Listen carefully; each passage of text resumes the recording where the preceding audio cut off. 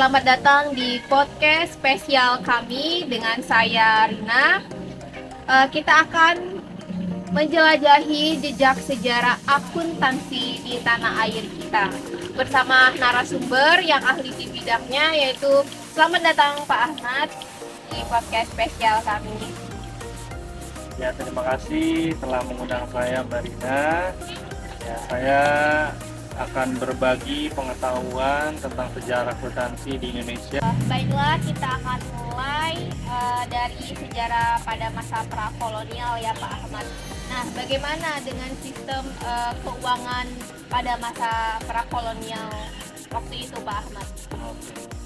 Jadi pada masa prakolonial, suku-suku di Nusantara ini sudah memiliki cara mereka dari dalam mencatat transaksi keuangan mereka. Jadi mereka menggunakan sistem catatan sederhana Seperti apa itu?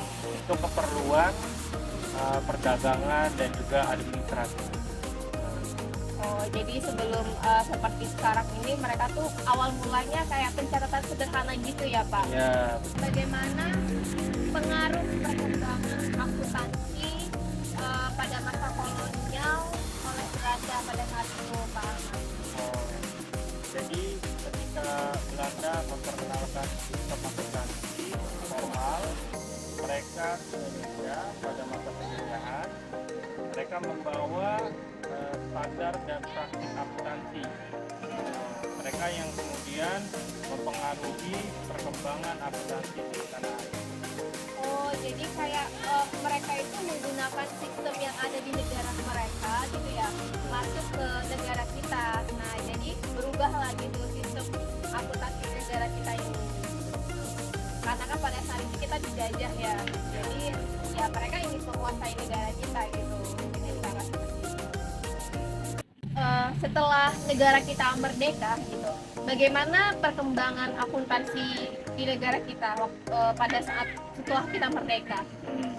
Jadi pada era kemerdekaan, pemerintah Indonesia mulai mengembangkan standar akuntansi nasional. Oh iya. Dan juga membentuk lembaga seperti Ikatan Aturan Indonesia, Akuntan Indonesia atau IAA untuk mengatur profesi akuntan di Indonesia. Oh, jadi kan kita sudah merdeka nih dari penjajahan mereka. Berarti pemerintah kita gitu membuat peraturan baru gitu ya, standar untuk negara kita sendiri gitu, sistem akuntansi Indonesia yang sah gitu. Jadi yang menurutnya sistem pemerintahan yang sistem akuntansi Belanda diubah lagi menggunakan standar Indonesia. Nah, terakhir Pak Ahmad ya, bagaimana sih peran standar internasional perkembangan akuntansi di Indonesia?